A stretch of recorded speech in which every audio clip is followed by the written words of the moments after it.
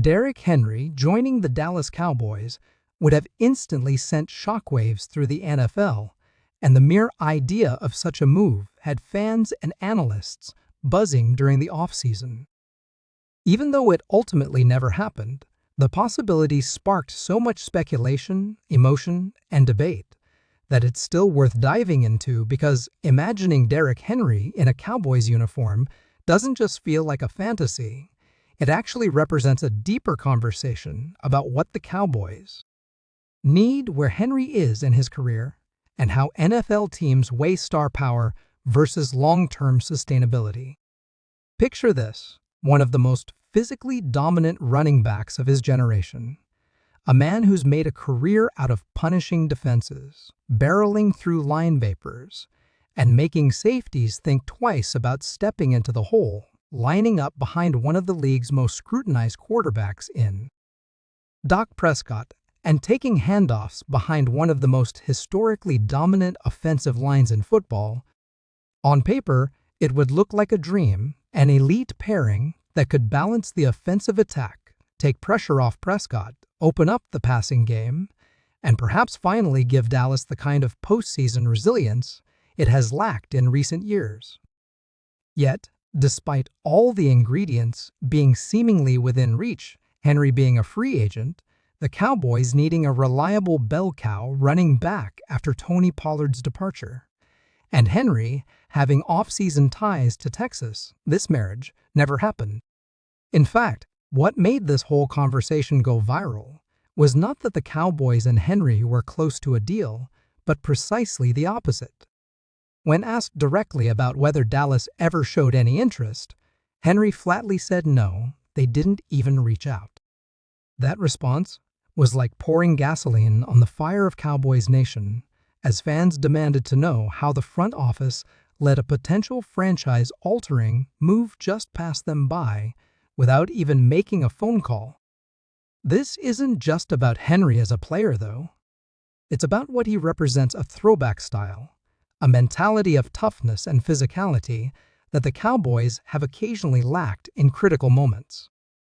For years, Cowboys fans have watched their team boast talented rosters, full of stars and playmakers, yet fall short in the postseason due to inconsistencies in the run game, poor clock management, or simply being outmuscled by more physical teams. Adding Henry could have signaled a philosophical shift. Instead of building solely around explosive, finesse-based playmakers, it would have shown that Dallas was ready to win in December and January, the months when cold weather, time of possession, and physical dominance separate the contenders from the pretenders. Derrick Henry isn't just a name, he's a tone setter.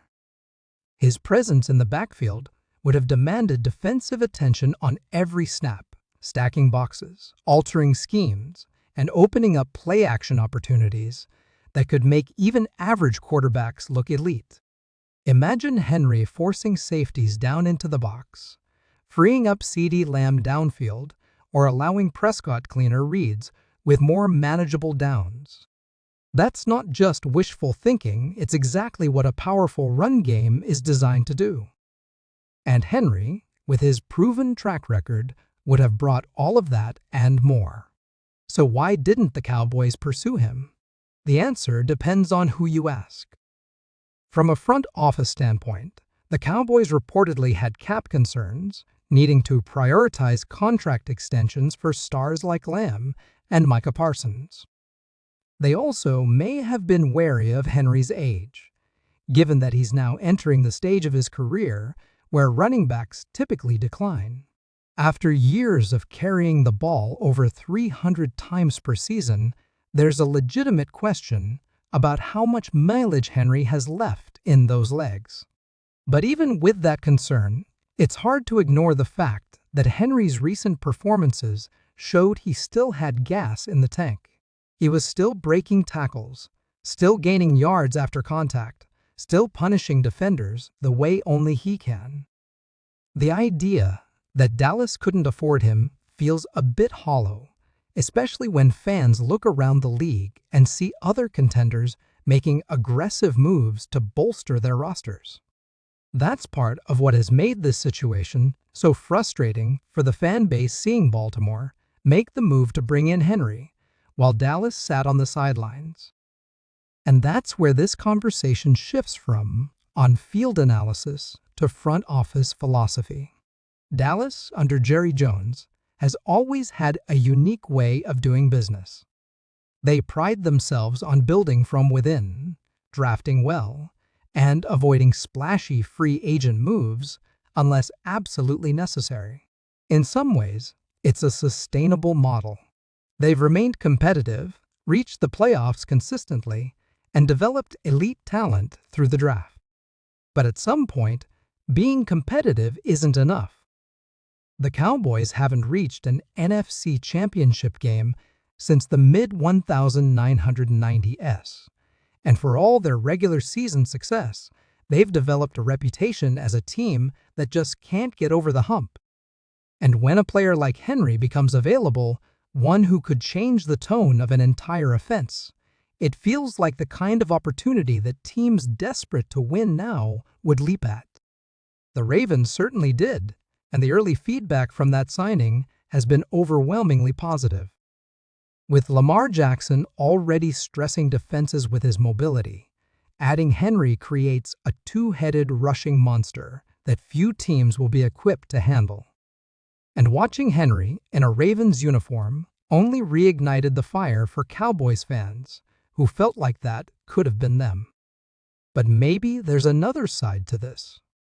Maybe the Cowboys were right to pass. Maybe they see a future built around younger legs, more dynamic pass-catching backs, and a modern, pass-heavy offense that doesn't rely on the grinded-out style that Henry brings. Maybe they're banking on their scheme, their line play, and their offensive design to get the most out of whoever is in the backfield, whether that's Rico Dowdle, Deuce Vaughn, or a committee approach. Still, when you look at the most successful teams in recent NFL history, those that go deep into January, you see one common thread. They can run the football when it matters.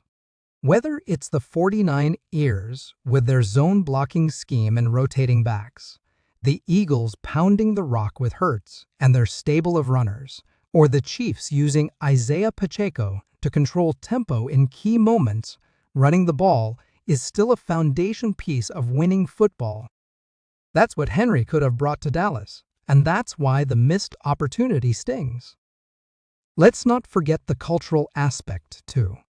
Henry is a leader, a workhorse, and someone who sets an example in the locker room. His work ethic, his durability, and his mentality would have meshed well with the type of culture Dallas claims to want to build. He's not a diva, not someone looking for constant attention. He just goes to work, punishes defenses, and leads by example. That kind of veteran presence could have been invaluable for a young Cowboys team trying to establish a stronger identity. And even if he isn't rushing for 1,800 yards anymore, his ability to close games, convert third downs, and dominate in red zone situations would have immediately elevated the Cowboys' offense in critical situations. We've seen them struggle in short yardage and goal line scenarios, often settling for field goals when they needed touchdowns. With Henry, that changes. Defenses know what's coming, and they still can't stop it. So where does that leave us now? With Henry suiting up for the Ravens and the Cowboys moving forward with what many believe is a subpar backfield, the question becomes whether Dallas will regret not making the move. If the season plays out and Dallas once again falls short due to an ineffective run game or a lack of physicality in key moments, you can bet this conversation will resurface. People will point to Henry bulldozing defenders in Baltimore, helping the Ravens control games and win tough matchups, and they'll ask why the Cowboys didn't even pick up the phone. The irony is that the media attention, the fan excitement, and the narrative around Henry going to Dallas was so intense that some outlets actually ran misleading headlines suggesting it had already happened. That speaks volumes about how perfect the fit seemed from the outside. And even though it never became reality, the fact that so many people believed it could happen shows just how logical the move appeared. In the end, this isn't just about one player or one off-season decision. It's about philosophy. It's about whether the Cowboys are truly serious about doing whatever it takes to win a Super Bowl, or whether they're content with being close, but not quite there. Derrick Henry is now a Raven. The Cowboys will roll with what they have. But don't be surprised if, come January, we're all watching Henry plow through defenses in the playoffs, while the Cowboys are once again left wondering what might have been. It's a tale of opportunity, hesitation, and the fine line between building smart for the future and pushing all your chips in to win now. And that line, for the Cowboys, just might have been defined by the decision not to call Derrick Henry.